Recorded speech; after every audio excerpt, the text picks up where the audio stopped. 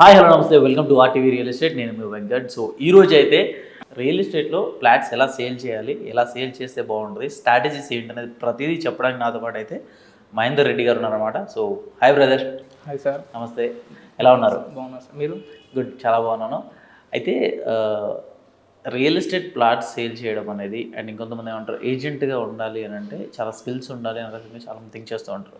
So మీరు ఇప్పుడు real estate చేస్తున్నారు, అంతకుముందు ఏం చేసేవారు, ఇది చేయాలని ఎందుకు అనిపించింది? నేను అంతకుముందు కంటే ఇప్పుడు అంతకుముందుకు స్టడీ చేశాను సార్. అంటే నేను నాది డిగ్రీ కంప్లీట్ అయింది. కంప్లీట్ అయిన తర్వాత నేను హైదరాబాద్కి వచ్చాను. హైదరాబాద్కి వచ్చి ఎంబీఏ చేశాను. ఎంబీఏ చేసి తర్వాతకు నాకు చిన్నప్పటి నుంచి అంటే ప్యాషన్ సార్, ఏదో ఒక బిజినెస్లో దిగాలి. ఓకే, అంటే ఏదో ఒక బిజినెస్ అంటే చిన్నప్పుడు నాకు అవగాహన లేక ఏదో ఒకటి దిగాలనుకున్నాను. తర్వాత నాకంటూ ఒక అవగాహన వచ్చిన తర్వాత ఒక 3 years బ్యాక్ నుంచి నాకు రియల్ ఎస్టేట్లో దిగాలని ఒక ప్యాషన్ సార్. రియల్ ఎస్టేట్లో దిగాలి అని ఒక ప్యాషన్. ఆ ప్యాషన్తో నేను రియల్ ఎస్టేట్కి వచ్చాను. ఫస్ట్ స్టార్టింగ్లో చాలా స్ట్రగుల్స్ ఫేస్ చేశాను. మాది ఇలాంటి అంటే మా ఫ్యామిలీ ఇలాంటి వ్యాపారం అలాంటిది రియల్ ఎస్టేట్ కానీ ఇలాంటి ఎవరు బ్యాక్గ్రౌండ్ లేదు సార్. జస్ట్ నేను డిజిటల్ మీడియా ద్వారా, యూట్యూబ్ ద్వారా అలాంటి ద్వారా నేను నేర్చుకుని నేను ఎలా చేయాలి, ఎలా కస్టమర్స్ని అప్రోచ్ అవ్వాలి, వాళ్ళతో ఎలా మాట్లాడాలి, ఎలా మాట్లాడి ఎలా ప్లాట్స్ పంపించాలి అలా. సో ఏదైతే ఎంబీఏ చేసుకుంటూ రియల్ ఎస్టేట్ చేద్దాం, డబ్బులు సంపాదించు అంటే మనీ గురించి వచ్చారా, లేదంటే నేర్చుకోవాలి అనే దానికోసం? నేర్చుకున్నతో పాటు ప్యాషన్ ముఖ్యం సార్. ప్యాషన్ నాకు ఒక ఏదైనా ఒక వ్యాపారం చేయాలని ఒక passion sir. Okay, so real estate ఏజెంట్గా ఉండాలి అండ్ సేల్స్ చేయాలనేది మీరు మైండ్లో పెట్టుకొని వచ్చారు అనమాట. ఎక్కడ లైక్ ఎవరి దగ్గర నేర్చుకున్నారా, మెంటర్ ఎవరి దగ్గర నేర్చుకున్నారా, లేదంటే ఓన్లీ యూట్యూబ్ త్రూ? నాకు మెంటర్ లేదు సార్, ఇలాంటి బ్యాక్గ్రౌండ్ లేదు. మొత్తం యూట్యూబ్, డిజిటల్ మీడియా వాడుకొని నేను ఎలా ఎదగాలనే దాన్ని బట్టి నేను ఆ కృషితో నేను చూసి డైలీ చూసి దాన్ని బట్టి నేను నేర్చుకున్నాను సార్. అంటే కమ్యూనికేషన్ ఎలా చేయాలి, ఎలా అప్రోచ్ కావాలి. స్టార్టింగ్ ఏ కంపెనీకి అప్రోచ్ అయ్యారు? స్టార్టింగ్ నేను టీఎంఆర్ సార్. టీఎంఆర్ నుంచి ఇంకా వేరే ఏ కంపెనీ లేదు. టీఎంఆర్ వెళ్ళా, టీఎంఆర్లో ఉంటా సార్. టీఎంఆర్ మొత్తం. సో ఎన్ని ప్లాట్స్ సేల్ చేసి ఉంటారు ఇప్పటివరకు? ఇప్పుడు వరకు ఒక 10 దాకా చేశాను సార్. 10 ప్లాట్స్ సేల్ చేశారు.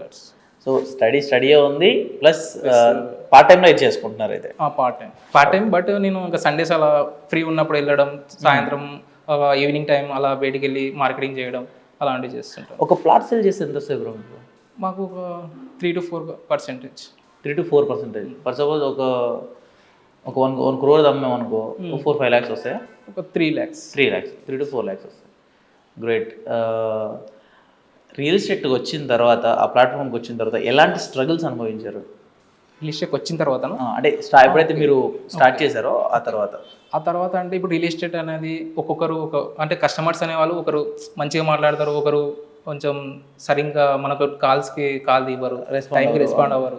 అలాంటప్పుడు మనకు కొన్నిసార్లు అంటే మెయిన్ రియల్ ఎస్టేట్ రావాలంటే ఫస్ట్ ఆఫ్ ఆల్ ఓపిక కావాలి సార్.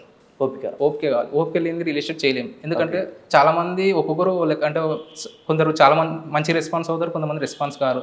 అలాంటప్పుడు మనకు ఓపిక లేనప్పుడు మనం రియల్ ఎస్టేట్ చేయలేము. రియల్ ఎస్టేట్ చేయాలంటే కంపల్సరీ ఓపిక ముఖ్యం సార్. నేను నేర్చుకుంది అది రియల్ ఎస్టేట్లో.